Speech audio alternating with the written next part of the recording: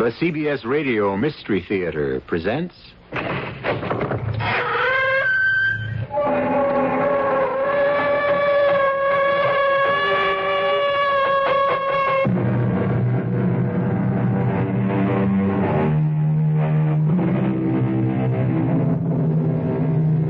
Come in. Welcome. I'm E.G. Marshall. Not many people, I suppose, remember the name of the writer Joseph Sheridan Le Fanu. Yet among fans of the Gothic tale, he is considered by many as the equal of the great masters such as Poe, Stevenson, and de Maupassant. Judge for yourself as you listen to perhaps his greatest short story, grisly, ghoulish, and inexpressibly haunting. The candle is out. No! It is too late!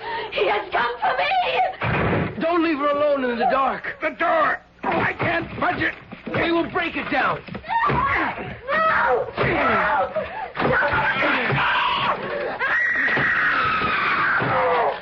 She's not in the bed. Hold the lamp higher. She's not in the room. The window. Could she have fallen and jumped? The shutters are closed. The latch still thrown. There. Can you see anything, Schalken? No, Herr Bookman. The street is empty. The canal is smooth as glass. She's gone. Rose is gone. As if she'd never returned.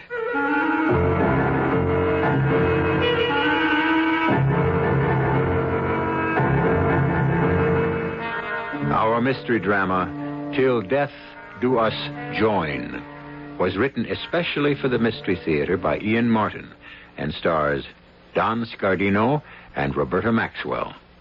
It is sponsored in part by Buick Motor Division and Anheuser-Busch Incorporated, Brewers of Budweiser. I'll be back shortly with Act One.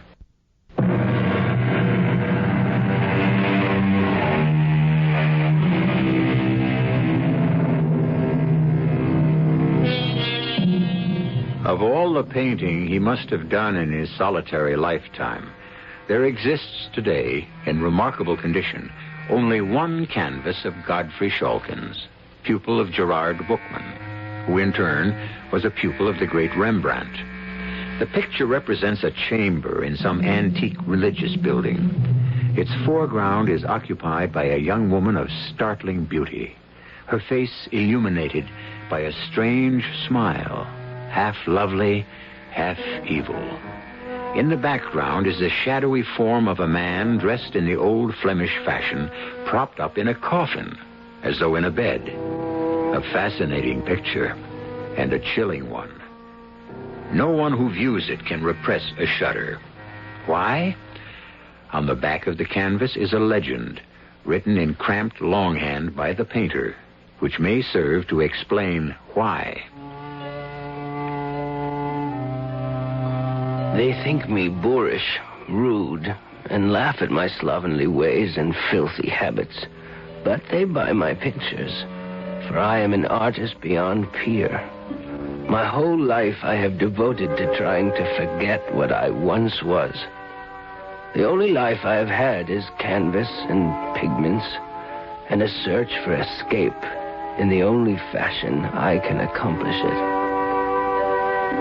But once I was young as other men, with a bright future in my chosen profession, full of laughter and joy and madly in love.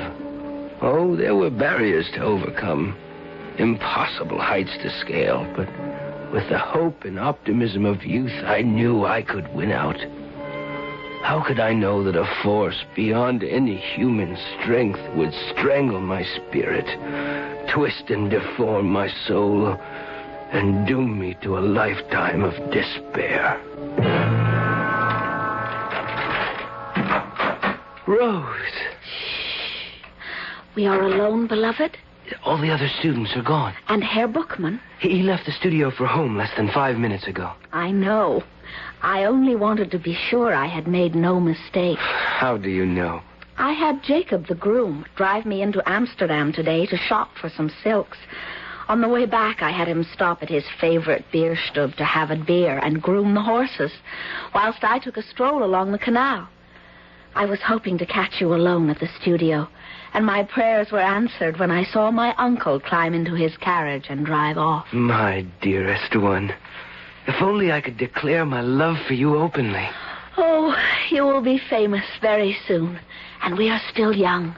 We have time. Every moment spent away from you is an eternity. It is just as bad for me, but for the moment we must live with it.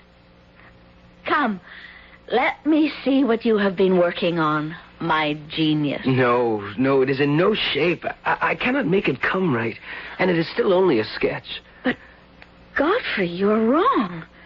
The conception is beautiful, and even the freehand outline tells all the world you are a master, or to become one. Tells all the world.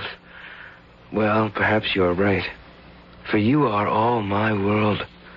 If whatever I do satisfies you, it would be reward enough. Oh, no. We must do better than that so that we can have each other. Finish this one as you have started, and I will see that Uncle Gerard gets the canvas to the right places.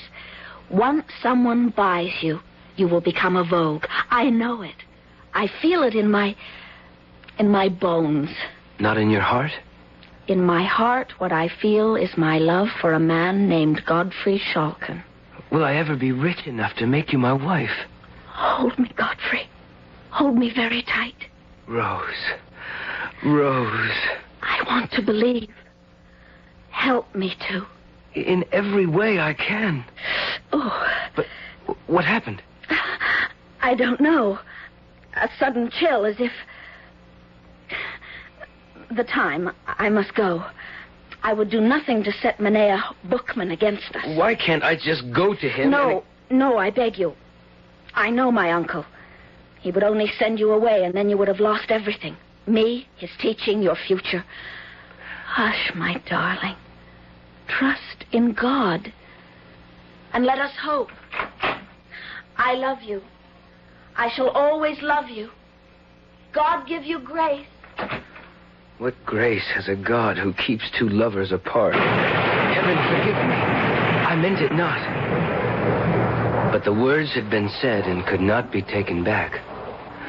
I turned to my sketch, one of the temptations of St. Anthony by the devil. I set to work and was so busily engaged that an hour or so must have passed. The light was gone. As I sat back, I heard a sort of sniff behind me. A few feet behind me stood the figure of an elderly man in a cloak and a broad-brimmed conical hat. The room was so dark by now that the shadow from his hat obscured his features entirely. But I was impressed, awed at the perfect stone-like stillness of the figure. I'm sorry, I didn't hear you come in. This is the studio of Gerard Bookman. It is. Will you sit, mynheer? No. I wish to talk to him. He has returned to his home some hours past. If you would wish to seek him there... No. Will you see him before tomorrow evening? Oh, yes, sir. I am one of his pupils, and he will be here by late morning to commence his classes. Are you to be trusted with a message? I hope so. Fail to deliver it at your peril. Tell Gerard Bookman that Meneer van der Hausen of Rotterdam wishes to speak to him here tomorrow evening at exactly 7 in this room on matters of weight. He turned abruptly and with a quick but utterly silent step quit the room. Some strange premonition drew me to the window through which I could see the exit door to the street bordering the canal. I waited in vain for him to appear. The darkness was now gathering in earnest. Leaving the studio and locking the door, I half expected to find him lurking in the halls below. But he had vanished as mysteriously and completely as he had first appeared. Nor was the mysterious stranger further identified when I reported him to Mynheer Bookman the following noon. Van der Hausen? Van der Hausen. No, name means nothing to me. From Rotterdam, you say? He said. Yes. Well, we shall wait for the appointed hour, and in the meanwhile, to work. I have looked at your sketches on the temptation of St. Anthony. The line, the chiaroscuro, the coloration are acceptable, well done and conceived. But the expressions, it's as if St. Anthony were the devil and the devil the saint. What is your conception? Why? Your Honor, I cannot answer. I do not know. Well, the other pupils are arriving. And let's see if your conception can improve during class studies.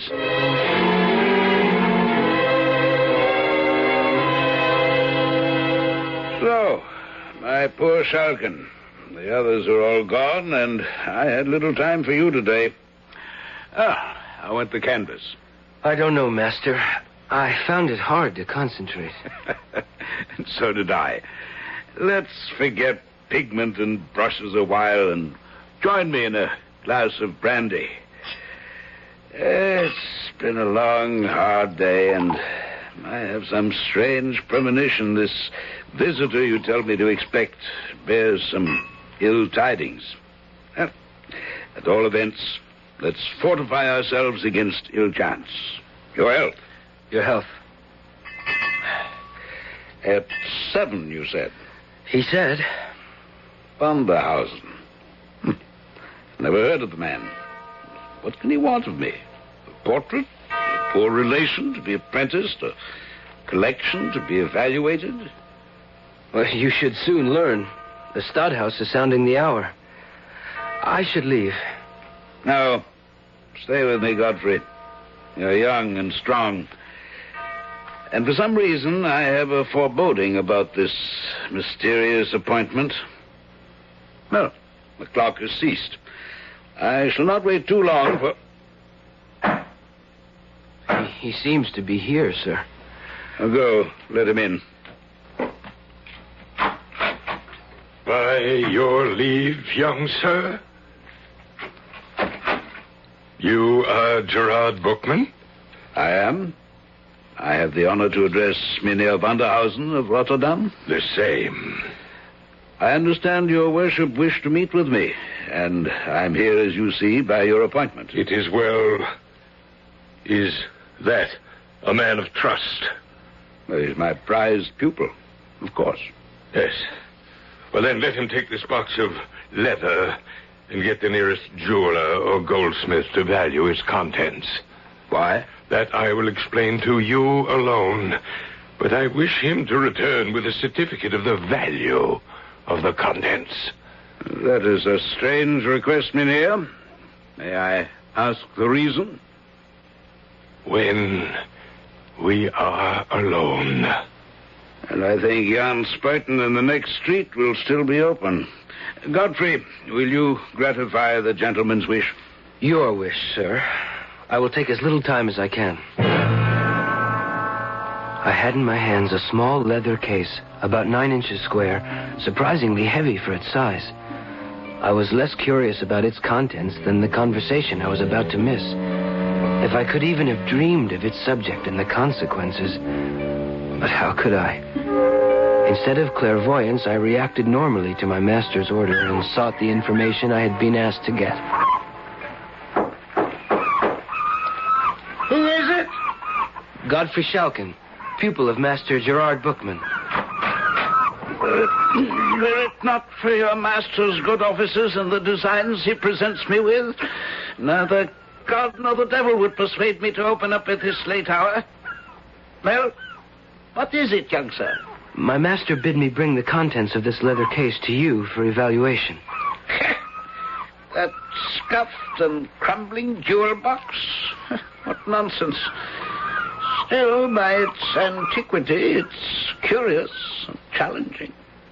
But come in, by all means. The wind makes enemies of my old bones.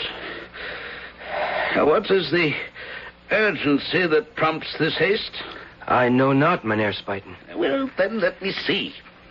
Give me the case. Good Lord. What is it? A moment. my loop and my scale so I can examine and weigh. Gold ingots. If they say true, this is a king's ransom, young man.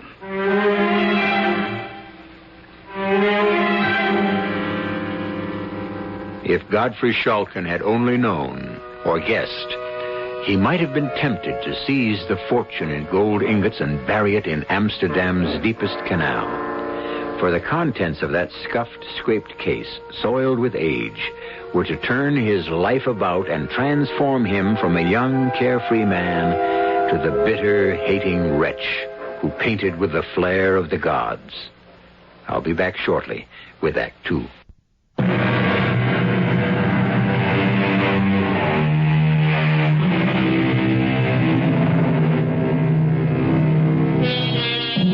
While Godfrey Schalken was learning from the goldsmith the incredible value of the contents of the leather case, a conversation was taking place between the mysterious stranger and his master. A conversation concerned with the girl he loved, Rose Welderkraust, Bookman's niece. A conversation that established those golden ingots not as a king's ransom, but a queen's. Herr Bookman, I will be free with you. I cannot, by limitations I dare not discuss, tarry with you long. Well, surely I can offer you a drink? No. Some refreshment, food? No. Well, at least let me raise the lights. No. Divest you of your outer garment. No. I can feed the fire more logs to warm you. I have no need of your offers, nor desire of them. I come to make you an offer. Will you come to the fire and sit? I prefer to stand where I am. The shadows suit me well. I don't understand. Some time ago, I saw you in the Church of St. Lawrence in Rotterdam. With you was a young girl of exceptional beauty, whom I later ascertained was your niece. I desire to marry her.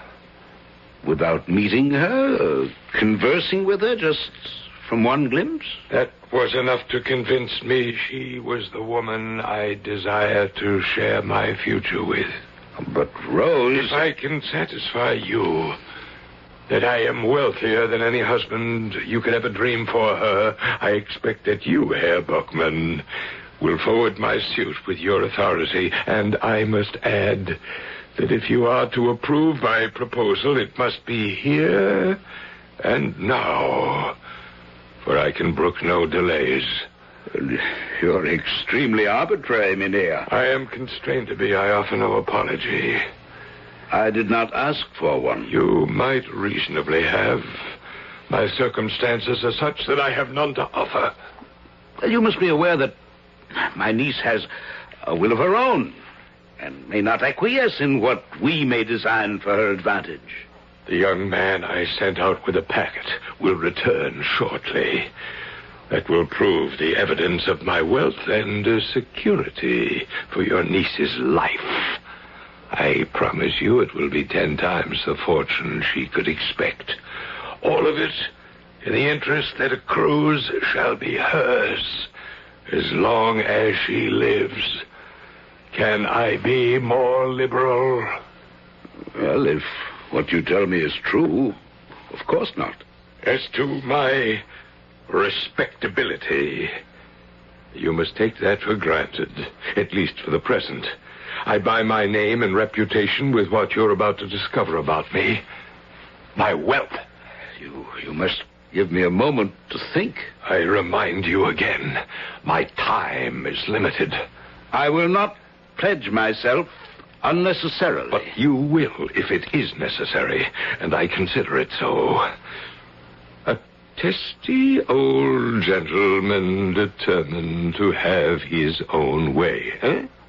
Why, those were the very words that you were thinking, I know. You also thought to yourself, all things considered, I'm not justified in declining the offer if the gold involved is satisfactory. Am I correct? You read my mind correctly. Please forgive the intrusion and my abruptness. But we are both men of sense as well as sensibility. Your niece is penniless. I shall make her as rich or richer than a queen. When your young man returns with a valuation, if you don't wish the proposal withdrawn, you must immediately sign this engagement. Enter. Master, I have brought Mynheer Spuyten's valuation of the contents of the case. Give them to Mynheer Vanderhausen. Oh, no. Give them to Mynheer Bookman. Yes, sir. Here they are, Master. Gold ingots? The value. I can't believe it. Neither could Jan Spuyten or myself. I fled back through the streets, searching every shadow. I have never seen so much wealth. 10,000 guilders. A token only. My wealth is limitless. Will you sign the contract now? A moment. My eyes are tired and the light is dim. This youth must witness the contract. Let him read it to you. Will you, Godfrey? Yes, Master. This document represents an irrevocable agreement by Gerard Bookman as guardian at law to give Wilken Vanderhausen the hand of his niece, Rose Velderkaust. Go on, boy, go on. Of his niece, Rose Velderkaust, in marriage within 1 week of the date of this document. In exchange for this covenant, the said Wilken Vanderhausen agrees to provide as a marriage settlement a package of gold ingots. I don't think it's necessary to read the rest. It's only the jargon of advocates. Mynheer Bookman, I have not tried in any way to stint in my offer. Now, are you, for your niece's sake as well as for your own, content? Well, I would dearly like perhaps another day to consider. Not 1 hour. Very well. I'm content. I can scarcely deny my niece her good fortune. Nay, Godfrey? How can I presume to offer an opinion, except that Rose, your Frau Velderkaust, should she not be consulted? A young girl is not the best judge of her future. Rose is my responsibility. Lovely as she is, when could she have such a chance again? Mynheer Vanderhausen, I'm content. It is a bargain. Mm-hmm. Then sign at once, I implore you, for I am weary. Very well. And now, the witness. I can't. I won't. What's this, Godfrey? I've taken you into my studio, supported you, taught you, reared you. How can you refuse me one simple request in return? I can't. Well, surely Rose... There is only one answer, Mynheer Bookman. That young man is as taken with your niece as I am. Very well. Now, would you choose between us? Must we find another witness, or do I take my document and vanish from your life? Godfrey, how can you think of Rose? You, a painter, an artist. You have your own dedication in a field which may leave you penniless for the rest of your life. If you do truly love Rose, how can you deny her this opportunity? I love her more than life itself. I want only her happiness. Then sign. Master, there is Rose herself. Rose is not yet ready to know her own mind. I am her guardian. It's my duty to secure her future. If you love my niece, you'll realize it's in her own best interests. Because I love her, then, I sign. It is well.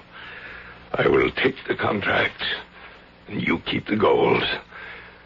I shall visit you at your house tomorrow night at 9 o'clock, my good Mynheer Bookman, to meet formally with the object of the contract. Again, stiffly, but with the same rapid movement, the shadowed figure was gone so swiftly I had no time to open the door for him. Again, the same unnamed fear drove me to the window to watch for his exit down below. And again, his movement must have been so rapid that I failed to see him leave and enter the street. Godfrey? Yes, Master. I'm sorry. I didn't know that you'd formed an attachment to my niece. I have no right to. And I'm glad you're sensible of that. A painter, it's an uneasy life of sacrifice and, most of the time, poverty. So I shall hold my peace till the appointment a week from now. And you will join us at dinner. Must I? It will be better for all of us to face and accept the future.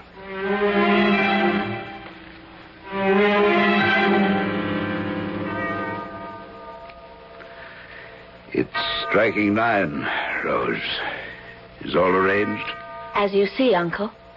You're a perfect hostess. The fire shines like burnished gold, and the table is set immaculately. Godfrey, a glass of wine? No, thank you, Master Bookman. You seem nervous. I am.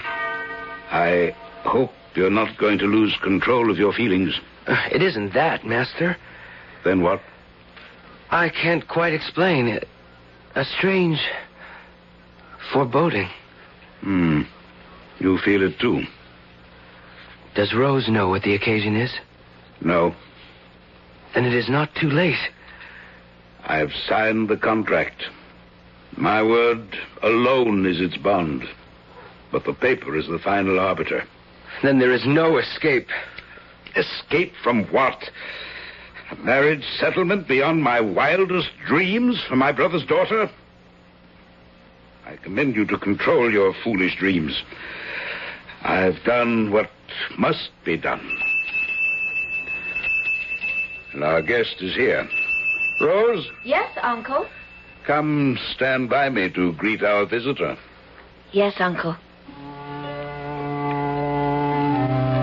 This time the room was brightly lighted.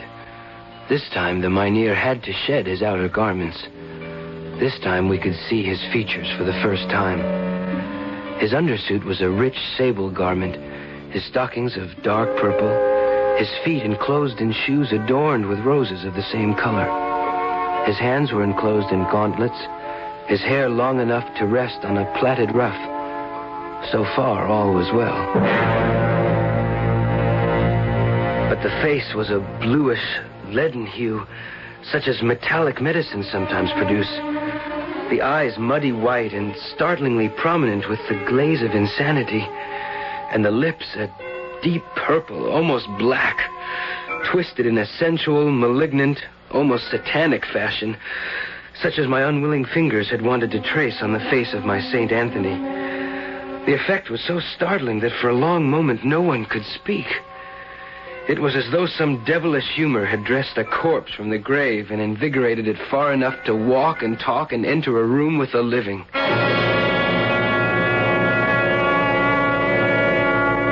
One must admit, of course, that Shalkin could scarcely see his rival, or to be more truthful, the man who had stolen his beloved from him, in the best light. The painter's eye tends to exaggerate, or at least translate the human figure into his own design. And jealousy is a poor measure for judgment.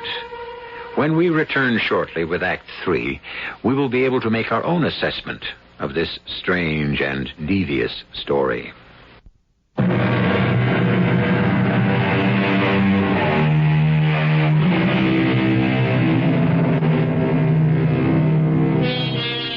The stranger spoke little during the half hour or so he stayed. Nor could his host manage many more words. Such, indeed, was the nervous terror that Vanderhausen inspired, that it was an effort not to fly in panic from the room. Something undescribably odd was about him. His movements, as if directed by a spirit unused to managing the machinery of the body. And two things were remarked by all: the fact that his eyelids never closed, and that his chest was motionless, unstirred by the process of respiration. It was with a feeling of infinite relief for all when the door finally closed behind him. Oh, thank God. Are you all right, Rose? No. I feel as chilled as someone with fever. Shh, my dear, don't exaggerate. I don't. He's a frightful man. I wouldn't see him ever again for all the wealth in the world. Don't be a foolish girl. A man may be as ugly as the devil, but if his heart is good and his actions match it, he's worth more than some handsome puppy with neither brains nor prospect. I don't want to talk about him anymore. But we must.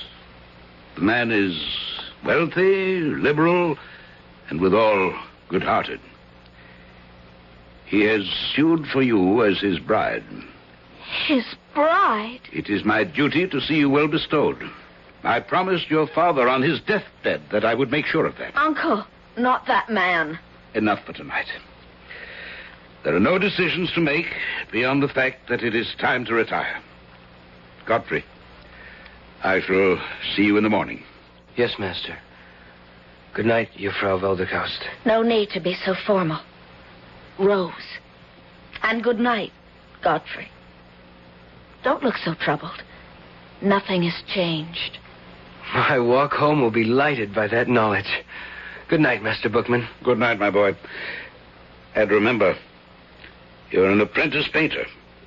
That is your first and most important loyalty. I am acutely aware of where I stand, Herr Bookman. Good night. Why were you so severe with him, Uncle? Because we live in a world of reality. What do you mean? Do you realize that Mynheer Vanderhausen, who visited us tonight, has guaranteed you 10,000 guilders of your own as an earnest of his love and admiration for you? I have them here. 10,000 guilders? It's his way of saying how much he loves you. Love, for all its charms, is not the most important thing in the world. You will marry Mynheer Vanderhausen according to the contract. The mood of hope that my beloved had kindled in me barely lasted till my return home to the bare and cheerless garret I lived in. Even if in my sleepless, bed-tossed night I might have held to some grain of hope, the next day would have dispelled them forever had I been at the Bookman house. Another tradesman's wagon. What can it be now? I can't wait to see. Oh, Uncle, did you ever see such riches? Never. Look at this scarlet domino. How could he know it would be just the right length? Feel the richness of the velvet. And trimmed in white ermine even to the hood. Oh, I'd love to paint you in that. The hood framing your face. You're all beauty. What woman would not be in such a cloak? If only Mynheer Vanderhausen... Hush. Leave his appearance alone. You'll soon accustom yourself to it. Slippers in every color. A casket of jewels fit for an empress. This white pure silk for my wedding gown. And the lace for my veil and train. Oh, Uncle, was any man ever so generous? Only the beginning, Rose. Whatever doubts I might have had, I think I've chosen your future well. And I, too, dear Uncle. I will put Godfrey from my mind.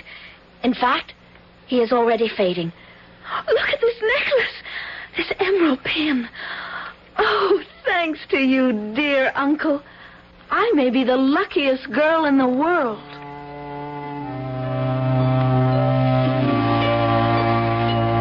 And so, 1 week later, I had to swallow my pride and watch my repulsive rival carry off my beloved Rose in solemn pomp in a carriage and four out of my life to Rotterdam. But I was mistaken. Rose Welderkaust, now Rose Vanderhausen, was not out of my life yet. And I brought you home, my boy, to sup with me because I'm worried. And I've no one else to turn to. You may always count on me, Master. In all things, I know.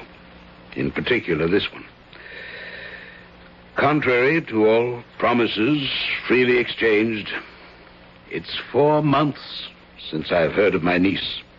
Not one word.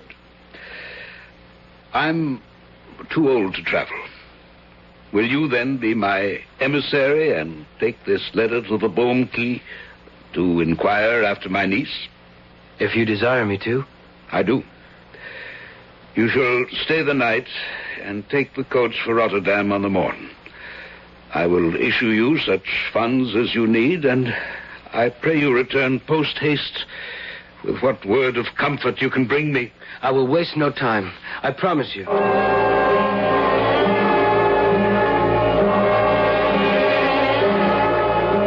I left not a house in the Boom Key untried, master, but no one had ever heard of Mynheer Vanderhausen. Well, then where is my niece? I cannot tell. One thing I did when I returned to Amsterdam, I went to the establishment from which the coach and four was hired to take Rose and her bridegroom to Rotterdam. It's clever of you. And yes? The driver reported that late in the evening, before they entered the city, a small party of men, dressed in the old-fashioned with peaked beards and pointed mustaches, standing in the center of the road, stopped the coach. Highway robbers? Apparently not.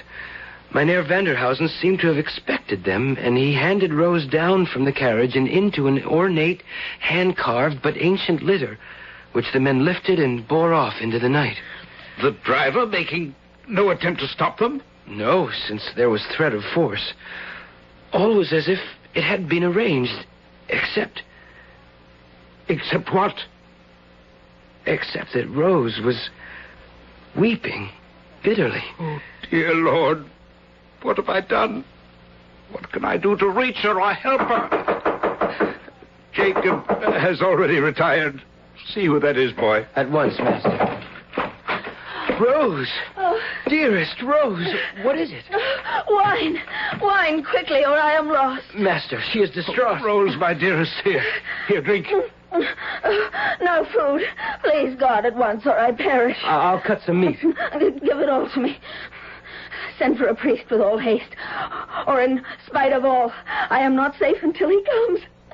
Send for him speedily, or I am lost forever. The dead and the living can never be one. God has forbid it. Up the stairs, quickly, Father. She is in terrible straits. Help me! Forgive me! No, he's here. Godfrey, draw your sword. Protect me! Where, Rose? Where? There, in the anteroom with you and the priest. Stand aside, Father. Hold the lamp high. Let me see in the shadows. Go down, I beg you. Do not leave my bedside. Only to bring you the priest. Don't be afraid. Father Dowsell, myself, and Godfrey are only a few steps from your bed. Oh, God, help me, whom I have no right to ask. Oh, the candle is out. It is too late. He has come for me. Don't leave her alone in there. The door. I can't budge it. We will break it down. No, Godfrey. No. She's not in the bed. Hold the lamp higher. She's not in the room. The window. Could she have jumped or fallen? They're shut fast. The latch is still thrown. There. Can you see anything? The street is empty. The canal is smooth as glass. She's gone. Rose is gone. As if she'd never returned. The days that followed are shady and insubstantial in my mind. Half crazed with grief, and at Herr Bookman's remorseful request, I returned to Rotterdam, to the chapel of St. Anthony, where Vanderhausen had first seen Rose. It was after evening vespers, and I was travel-worn and soul-weary. When the worshippers left, I remained alone in the church, and I must have fallen asleep. I was awakened by a soft touch on my shoulder, and awakened to see Rose. Rose. I want you to forget me, Godfrey, and know that I am content and free from sin at last. Come with me. She led me by the hand, a lamp in her hand, down a flight of steps into the vaults below. The music faded, and there was only the sound of our footsteps echoing on the stone. Where are you taking me? To where I have found rest. Enter.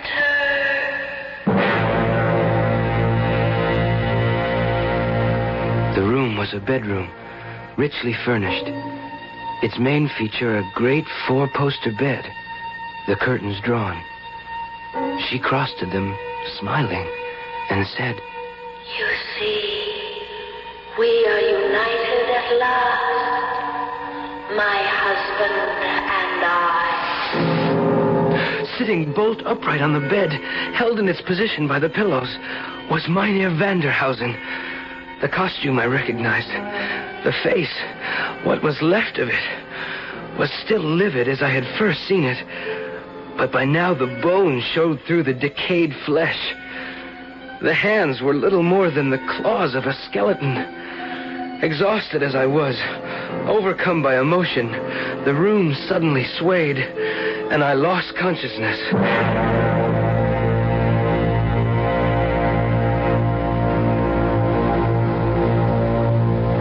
I was found the following morning by the sexton. The room in which I lay was the same, except that all the furnishings were gone, save one. In the place of the 4-poster bed was nothing but a large and ornate coffin. I rubbed the dust from the nameplate, which read, Mynheer Winkel Vanderhausen, 1606 to 1669. The man had been dead long before Rose Velderkaust or myself were born. Her uncle and I allowed her to marry herself to a corpse.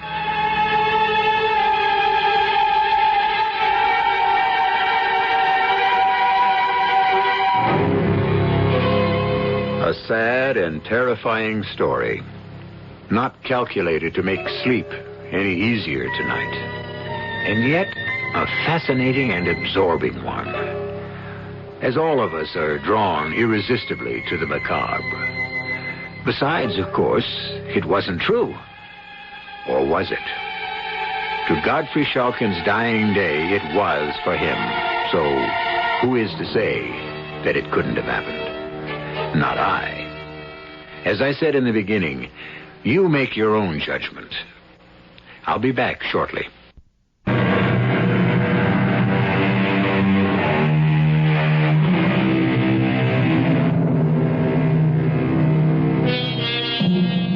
Schalken became a kind of living corpse who lived only through his paintings. But in spite of his success, he was recluse enough to insist on mixing his own pigments, which, alas, were not stable enough to stand the wear of time. So only the one canvas I mentioned remains. They say because he used his own blood to dilute the pigment. I don't know. There's no proof. It's just a part of the legend. Our cast included Don Scardino, Roberta Maxwell, Guy Sorel, and Arnold Moss. The entire production was under the direction of Hyman Brown. And now, a preview of our next tale. Marvelous how you can get around when you've got no body, isn't it? See it? Little white dog, curly tail. Oh, silly little thing. And see that big blue station wagon? It's going to hit him. No! I've got him. Got him, Cynthia. I've saved him. He'll probably get run over anyhow one of these days. No, he won't. No, he won't. I'm going to keep my eye on him. What about all the others? Them too. And cats and people and everybody. Oh, Cynthia, why did it take me so long to find out what I was born to do? I could have spent my whole life doing this. Cynthia, my afterlife is going to be 100 times more exciting than my life ever was. Radio Mystery Theater was sponsored in part by Anheuser-Busch Incorporated, Brewers of Budweiser, and Buick Motor Division. This is E.G. Marshall inviting you to return to our Mystery Theater for another adventure in the macabre. Until next time, pleasant dreams.